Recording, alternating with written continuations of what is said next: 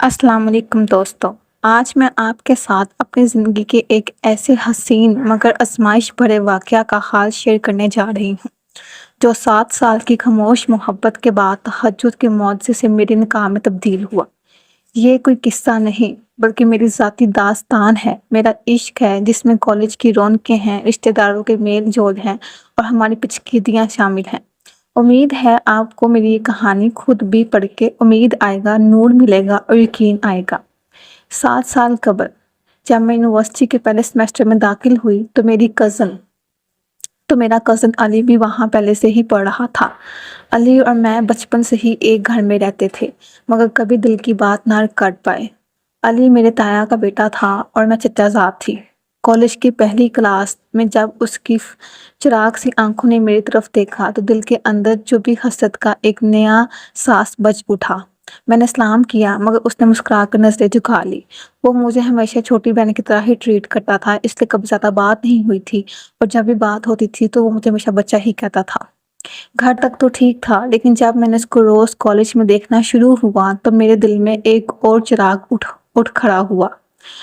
وہ دن تھا جب میری کناروں پر امید کا ایک قطرہ ابھر آیا تھا مگر اگلے لمحے وہ قطرہ آنسوں میں بدلنے لگا کہ کبھی جواب نہ آیا۔ کالج کی لائبریری، کلاس روم کے پچھلے ہال اور کیفیٹیریا، یہی وہ مقامات تھے جہاں میں ہر روز اس کی سرسری جھلک دیکھ کر خود کو خوش قسمت سمجھتی تھی، مگر وہ مجھے نظر انداز کرتا۔ ہر بار جب میں اور میری فیملی سارہ اور عائشہ کے ساتھ جمع ہوتی، چاہے وہ عید کا دسترخواں ہوتا یا ہفتہ وار فیملی ڈنر ہوتا، میں ان کے سوالات کے بیچ چھپ کر اپنی بے چینی کو سہتی، کیونکہ میں اپنے گھر میں بڑی تھی اور ہمارے جو کزنس تھے اور جو علی کے گھر والے میں تھے وہ سارے چھوٹے تھے۔ پہلے ہم دونوں فیملی سے دونوں جوائنٹ فیملی تھی اور اگر علی بڑا تھا اس کے بعد میں تھی اور باقی ہمارے کزنس ہمارے بہن بھائی تھے۔ اور ہمارے جو خاندان میں لڑکیوں کی شادی پہلے ہو جاتی تھی تو میری علی سے پہلے ہی شادی ہونے کا فیصلہ ہوا تھا۔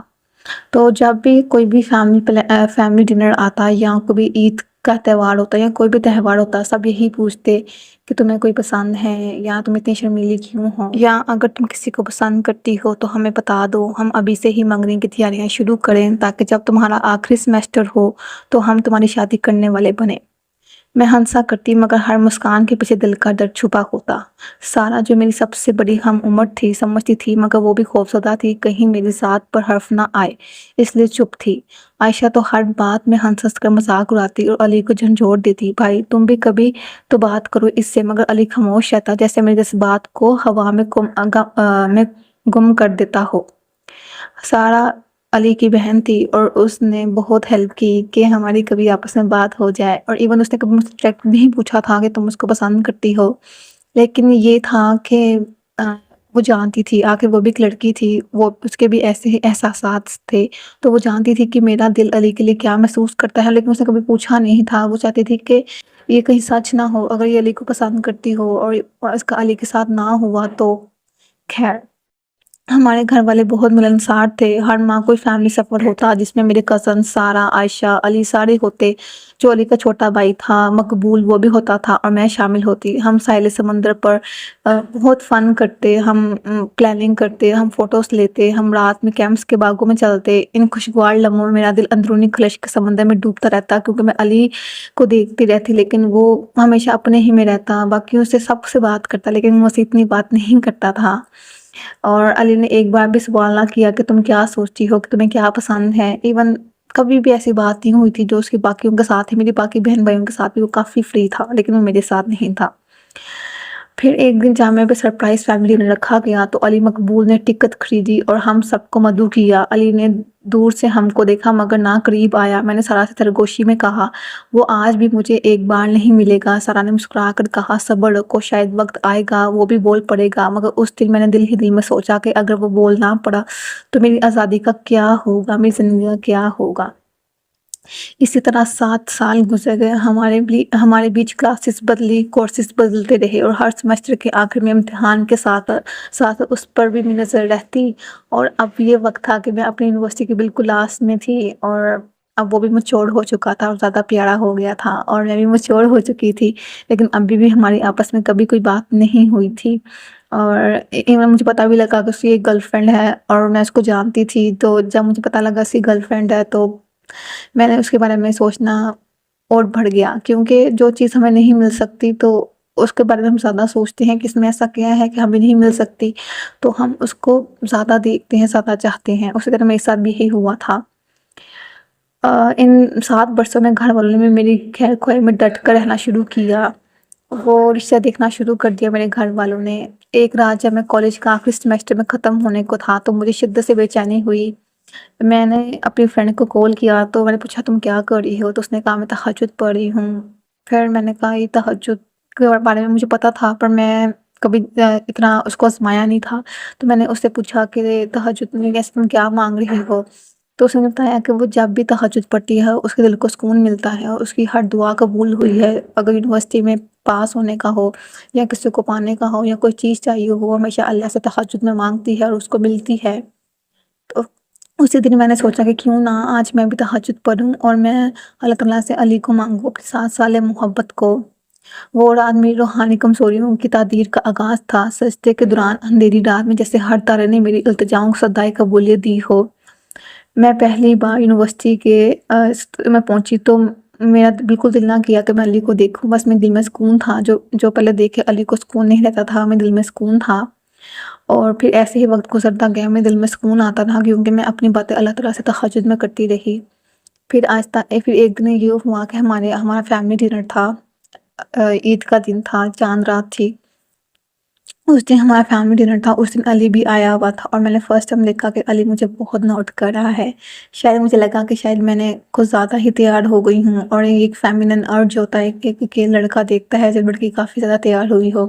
میں نے اس کو اگنور کیا۔ پھر ایسا ہوا کہ عید کے بعد ہمارا ہمارا فیملی ڈنر تھا، تو اس میں علی کے گھر والوں نے میرے رشتے کی بات کی علی کے لیے، اور جب وہ بات میں نے سنی میں بالکل ہی شوق ہو گئی، میں بالکل ہی کانپ اٹھی، اور میں اس وقت وہاں سے اٹھی اور اپنے کمرے میں چلی گئی، اور میں اس وقت آدھے گھنٹے شوق میں رہی کہ کیا یہ میری تہجد کی دعائیں ہیں، کیا میں نے جو صرف 3 مہینے اپنی 7 سالہ محبت کو اللہ تعالیٰ سے مانگا ہے، صرف 3 مہینے، اور وہ کیا دعا قبول ہو گئی ہے؟ کیا اس طرح ہوئی ہے کہ شاید وہ بس مجھے دیکھنا شروع کر دیا اس نے؟ کیا اس کے دل میں میری محبت آ گئی ہے؟ کیا اس کے گھر والوں کے دل میں میرے لیے محبت زیادہ بڑھ گئی ہے کہ انہوں نے میرا رشتہ ہی مانگ لیا ہے؟ پھر یوں ہوا کہ پھر میں نے اسی طرح تہجد کا آغاز شروع رکھا، اور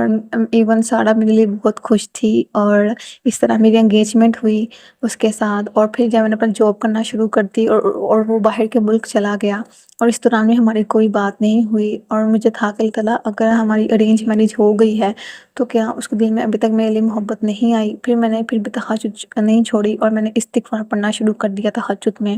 اور جب وہ باہر چلا گیا تو پھر ایک دن جب میں استغفار پڑھ رہی تھی تہجد میں، یہاں پہ رات تھی وہاں صبح تھی، اور اس کا ٹیکسٹ آیا ہیلو، اور تب جب میں نے دیکھا کہ علی کا میسیج زندگی میں 8 سالہ محبت میں پہلی دفعہ اس کا میسیج آیا ہے، میرے ہاتھ کانپنے لگ گئے، اور میں نے تہجد کی جائے نماز پہ بیٹھے ہوئے اس کا رپلائی کیا، اور وہاں سے ہماری باتیں شروع ہوئی۔